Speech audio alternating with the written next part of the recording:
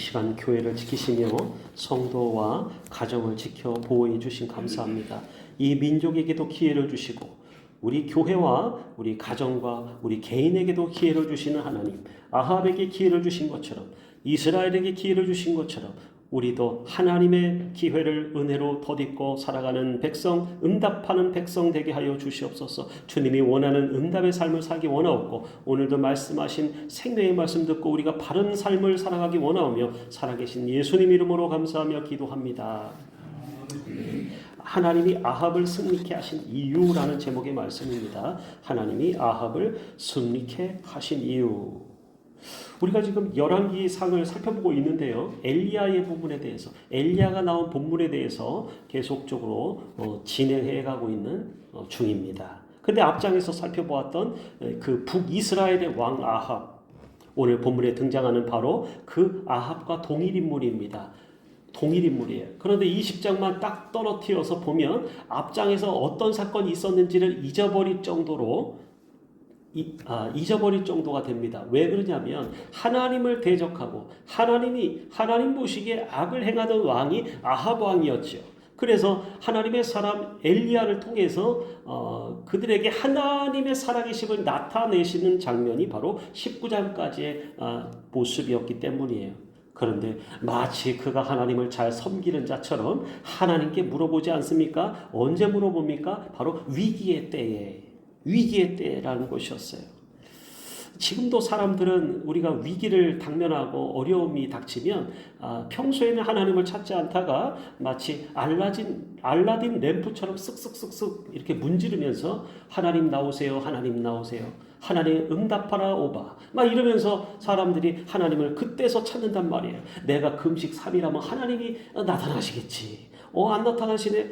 그럼 며칠 더 하지. 막 이런다라는 거예요. 내가 원할 때 하나님을 찾게 되더라. 그 평상시에 하나님이 아닌 다른 신을 찾았던 악한 왕이 바로 이 아합 왕이었다라는 것이죠. 그리고 또 아주 그 나라에 유명한 그 부인이 있었는데 그게 바로 그 왕비였던 이세벨이었다라는 것이에요.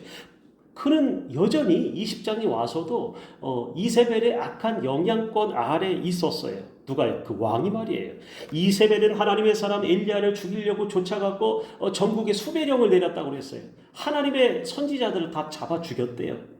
그래서 엘리야가 호소하기를 하나님 앞에 나만 홀로 남았거늘.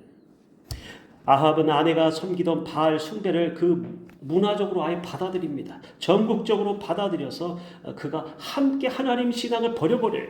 야훼 하나님 경배하는 신앙을 버려버리고 그 이세벨이 가져온 그 바알 우상을 같이 떠받들어서 숭배했던 그런 인물이더라 그거예요. 그렇게 함께 따라가니까 왕이 바알을 섬기니까 국가 전체적인 권력의 중심부가 하나님 신앙이 아닌 바알 신앙으로 바뀌니까 어떻게 되겠어요? 나라 전체가 바뀌었다라는 사실이에요. 그렇게 정책적으로 그런 우상 숭배를 분명히 이용을 했을 것입니다. 이스라엘 전체가 우상에 빠졌어요. 그 용인했던 인물이 어떤 왕이었어요? 아합이었다 그거예요. 왕권은 가지고 있었죠. 그러나 신앙과 영적인 부분에 있어서는 자신의 아내 이세벨에게 휘둘리는 유약한 모습을 보여주는 이 남자 왕이 있었는데 이게 아합 왕이었다 그거예요.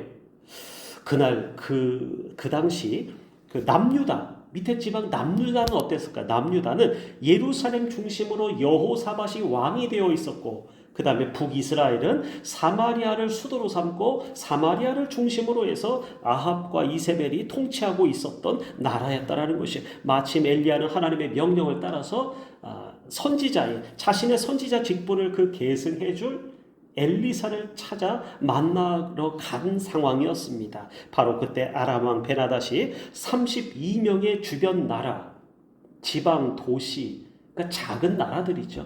거기에 각각 족속에 그 왕이 있었는데 그들을 다 모아가지고 연합군을 결성하여서 이 사마리아로 몰려왔다 그거예요. 누구를? 아합 왕을 치러 왔어요.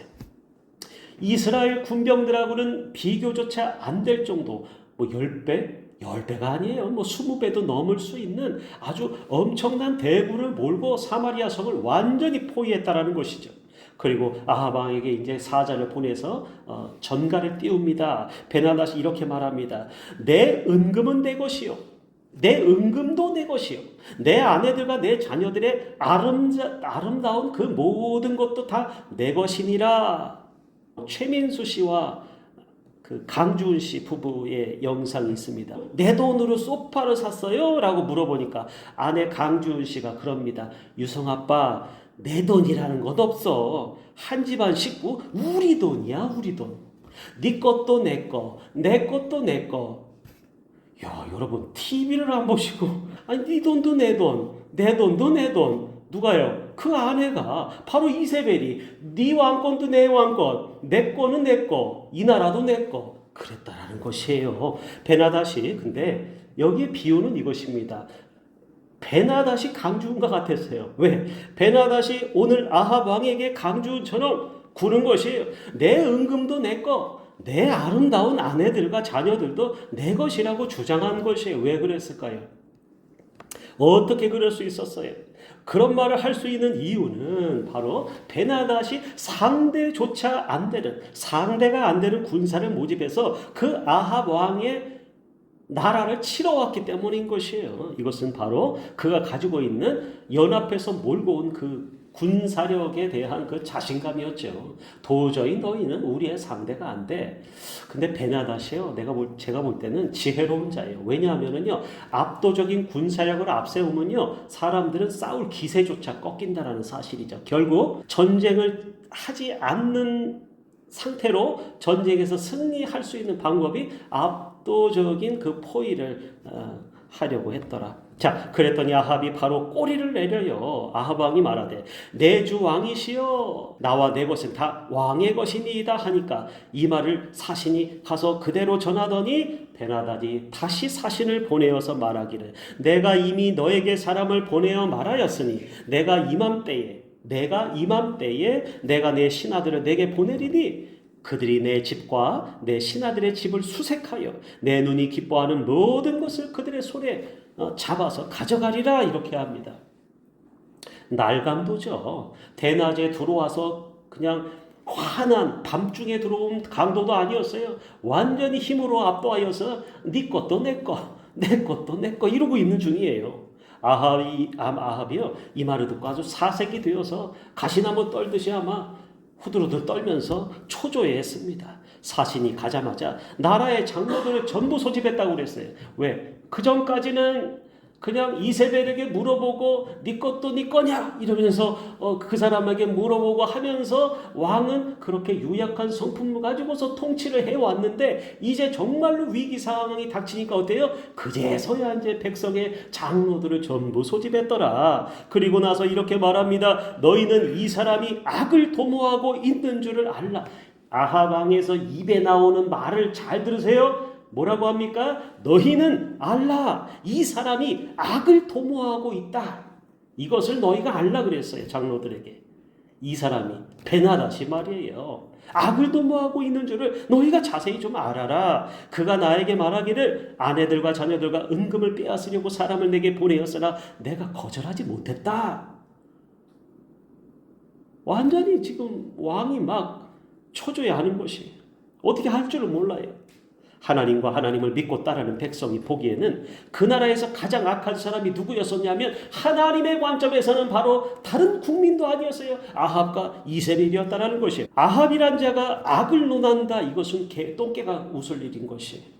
지나가던 똥개가 웃을 일이에요. 왜? 다 알고 있어요. 아합이 다른 사람 보고 악을 논하고 있어요.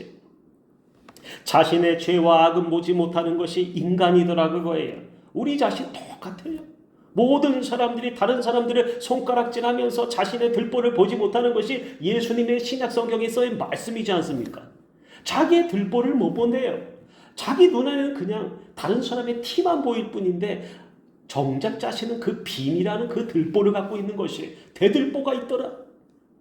아담 역시 어떻게 했습니까? 죄를 지었어요. 죄를 지었을 때 그 책임을 하와에게 전가시키는 이것은 회피하는 모습을 보이더라는 거예요. 인간 본연의 모습이에요. 죄가 있는데 죄를 저질렀는데 그 죄를 고하지는 못할 망정 그 죄를 회피하여서 제가 안 했어요. 남이 했어요. 어린 형제들 어린아이 2명 3명 길러보면요. 집안에서 그런 일이 너무 비일비재해요. 참된 회개는 지금까지 걸어온 악한 길을 끊어야 된다라는 것이, 참된 회개라는 것은 여러분 회개한다 나는 회개했다. 여러분 회개라는 게 무엇이에요? 저희가 볼 때는 살아가면서 진정 회개하는 사람을 몇 명 못 봐요? 죄의 길을 끊어야 돼요. 죄의 길을 끊는 결단을 해야 돼요. 정말 그런 사람이 보인다면 교회 내에서도 아름다워 보이고 예뻐 보일 것이에요. 하나님 보시기에도. 그리고 나서 어떻게 합니까? 하나님께로 돌이키는 것이 회개인 것이죠. 그런데 사람들이 죄에 대한 자각은커녕 내가 안 꼈어요, 저 사람이 꼈어요 라고 하면서 저 사람이 냄새를 풍기지 나는 냄새를 풍기는 사람이 아닙니다 라고 해서 나 자신을 완전 무결한 사람, 깨끗한 사람으로 포장을 하더라 그거예요. 자꾸 사람들을 내 죄 사함 받아야 되는데 저 사람 죄 사함 받고서 하여튼 그러면서 찬양의 가사는 똑바로 부르면서 내 마음은 삐뚤어진 마음으로 살아가더라고 그거죠. 점점 이 모습을 찾기가 힘든 것이에요. 어떤 모습? 돌이키는 모습, 회개하는 모습.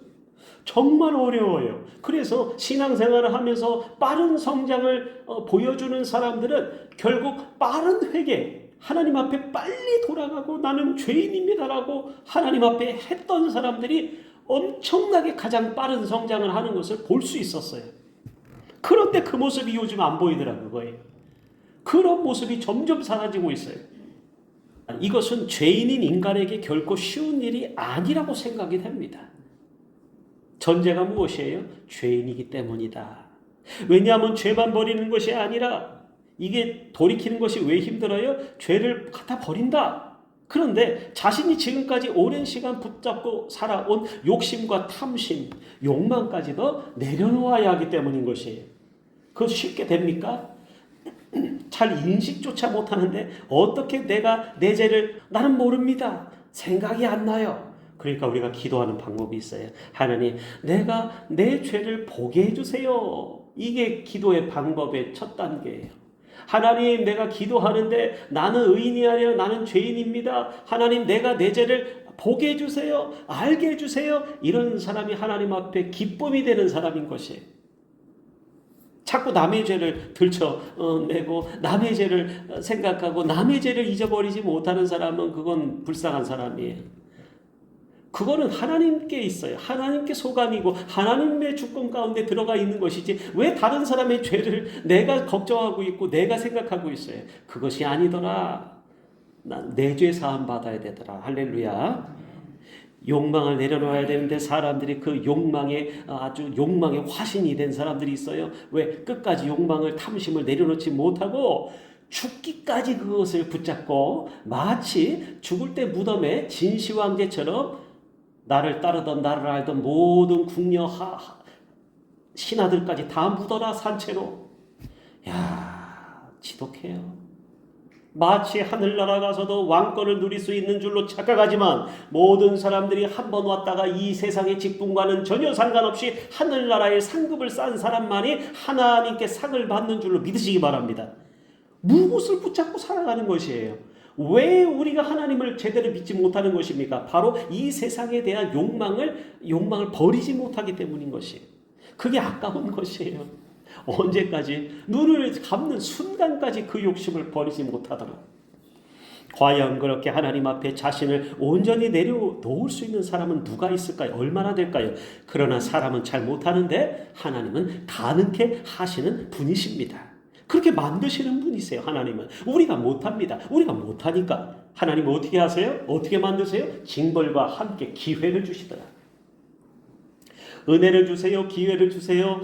아주 이 은혜와 기회를 주시는데 어떻게 하십니까? 우리 하나님께서는 징벌을 함께 은혜와 기회로 주시더라 그거예요. 그죠? 그러니까 징벌을 받는 거, 찔림을 받는 거, 그 뭐라고 그랬어요? 하나님이 우리를 사랑하시는 증거표라는 것이에요. 마음의 찔림을 못 받는 사람들은 하나님의 은혜를 받는다고 할 수가 없어요. 못만 왔다가는 것이에요.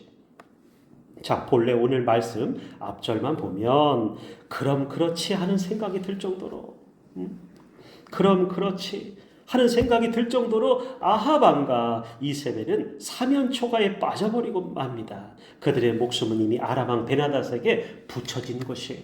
넘겨진 것이에요.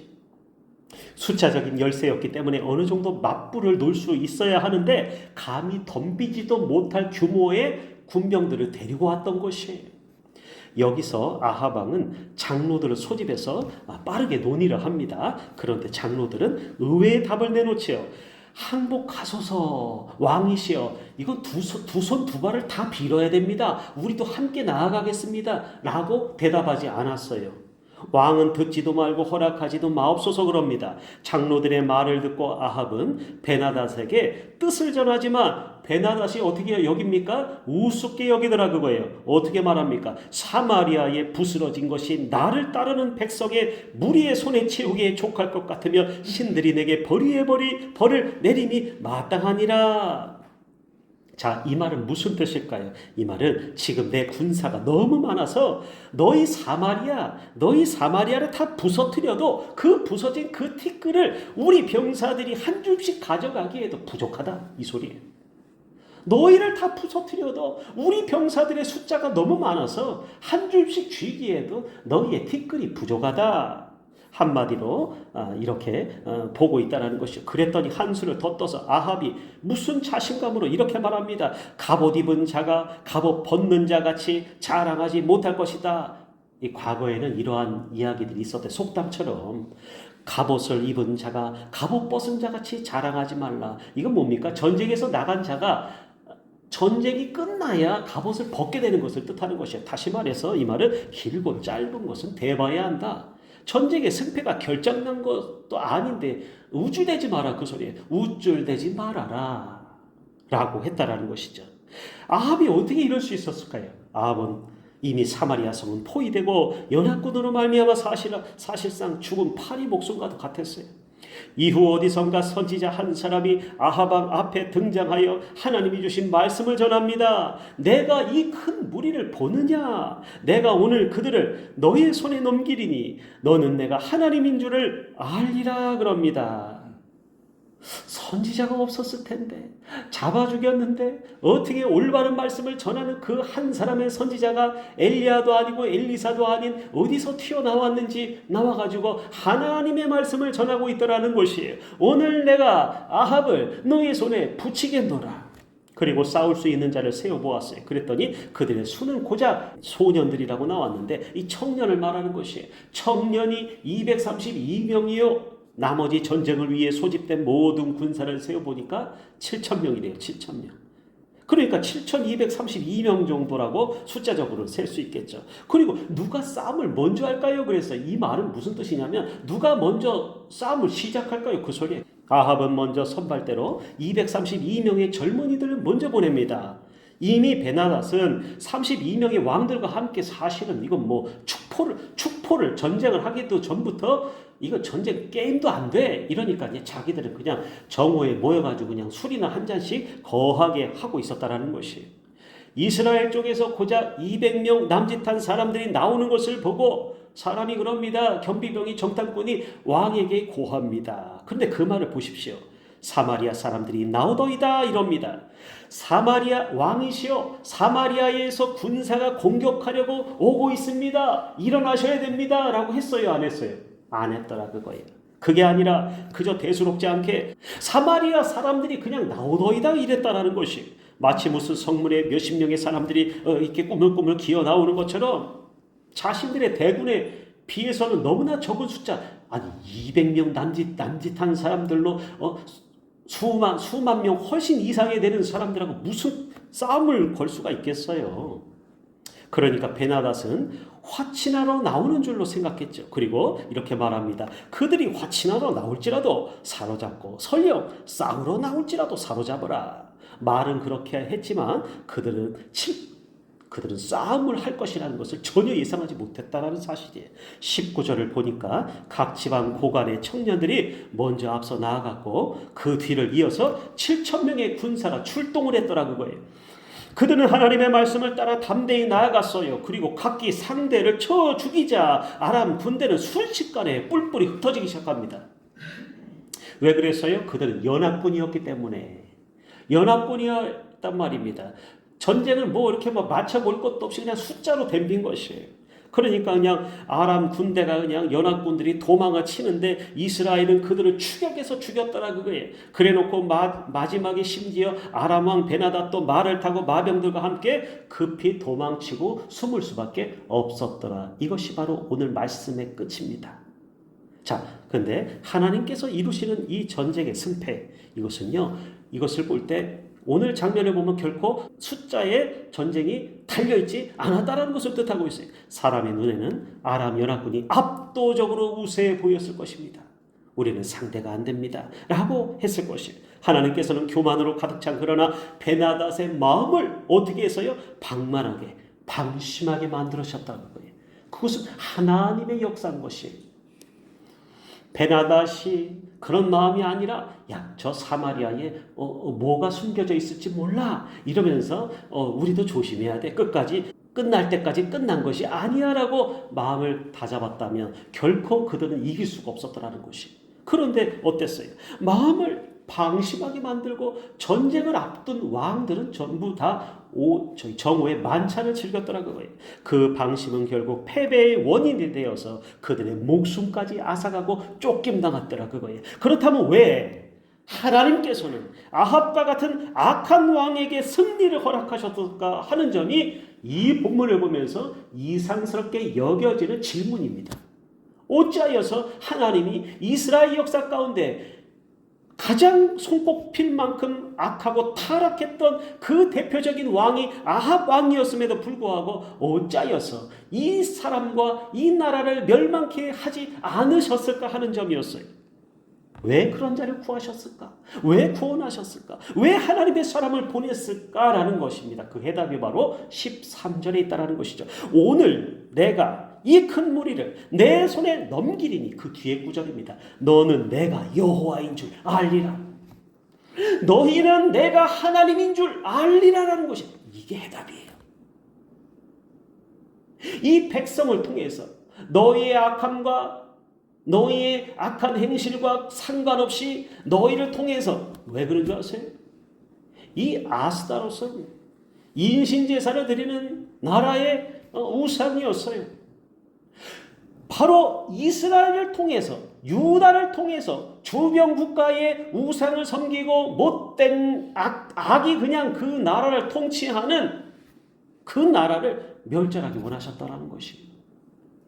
하나님께서 아합에게 승리를 주신 이유가 뭡니까? 아합이 의롭거나 그가 믿음이 있어서가 아니었더라.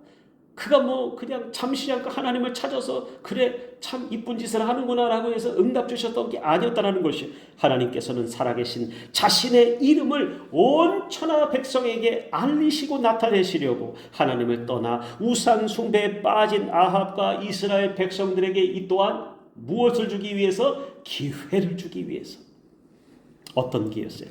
회개의 기회를 주시기 위함이었더라는 거예요. 회개의 기회. 이 말씀만 들으면 이 말씀이 굉장히 쉽게 보입니다. 하나님께서 그 단순하게 회개만 하면 되는 거였구나. 하나님은 인애가 크신 분이셨어요. 그분은 심판하시기 전에 먼저 우리에게 기회를 주시는 분이시죠. 그죠? 기회를 주신 분이시라는 거예요. 기회를 안 주시지 않아요. 기회를 한 번도 아니고 여러 차례 인생 가운데 주세요. 그런데 멸망의 길로 치닫은 자들은 어떻게 합니까?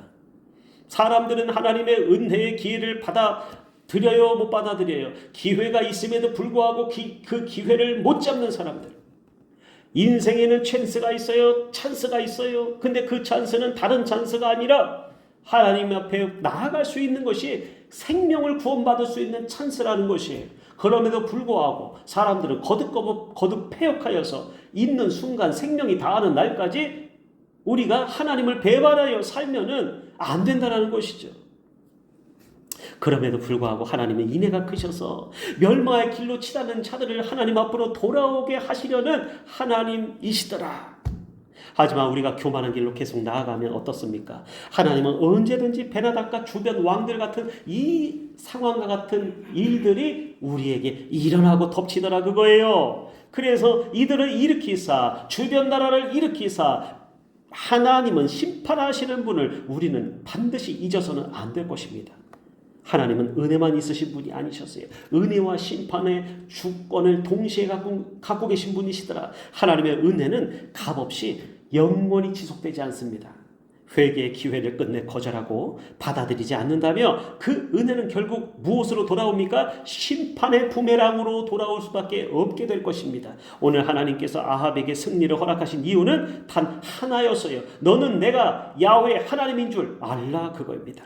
어쩌면 아합의 인생에서 마지막 기회였다고 저는 생각합니다. 이 마지막 기회, 어떻게 해요? 크게 돌이킬 수 있는, 크게 깨닫고 돌아갈 수 있는, 죄를 삭제하는 것이에요. 죄를 버리는 것이에요. 하나님이 이전에는 내가 이렇게 살았지만 나는 이제 다시 태어나는 인생처럼 살겠습니다라고 다짐을 하면서 내가 회개하며 진정으로 참회하며 돌아갈 수 있는 기회가 바로 이 베나닷과 아람 군대 연합군이 쳐들어왔을 때였다라는 것이에요. 지금 고난당하고 있습니까? 어려운 일이 있습니까? 그러면 하나님의 인애가 크시사 우리에게 심판하시려는 것이 아니라 우리를 돌이키시려고 하시는 하나님인 줄 믿으시기 바랍니다. 어떠한 죄인일지라도 하나님을 다시 알게 하시려고 하나님께로 다시 돌아오게 하시려는 이것은 아버지 하나님의 마음인 것이에요. 그러므로 하나님의 은혜를 내일도 있다고 자만하여 생각하지 마십시오. 오늘 베푸시는 은혜가 내 인생의 마지막이 될 수 있다고 생각하고 살아가시는 여러분들 되시기를 주님의 이름으로 축원드립니다. 고마우신 아버지 하나님, 자격이 없는 자에게도 회개의 기회를 주시고 악행을 일삼던 자들에게도 은혜의 회개의 기회를 주시는 하나님이신 줄로 믿습니다. 아버지 하나님, 하나님의 오래 참으심을 그저 은혜로만 지나가는 것이 아니라 그 은혜의 길을 붙잡고 구원받는 인생들이 다 되게 하여 주시옵소서. 또한 하나님의 은혜로 살아가는 우리가 죄인임을 잊지 않게 하여 주시옵시고, 아버지 하나님의 사랑과 베푸시는 은혜를 헛되이 받는 자가 한 사람도 없게 하여 주시옵소서. 나의 욕심과 교만을 내려놓고 날마다 주님을 닮게 하여 주시옵시고, 성령으로 말씀을 따라서 순종의 삶을 살아가게 하여 주시옵소서. 우리 인생의 시간을 통해서 우리를 통해 하나님 앞에 영광 올려드리는 그런 인생들 되기 원하옵고, 살아계신 예수님 이름 받들어 감사하며 기도 올립니다. 지금 우리를 사랑하신 예수 그리스도의 피 뿌리신 은혜와 하나님 아버지의 사랑하심과 보혜사 성령님의 보호하시고 감찰하시고 영원토록 우리와 함께 하시는 은혜가 영원히 우리와 가정 가운데 교회 나라 가운데 함께 계실지어다.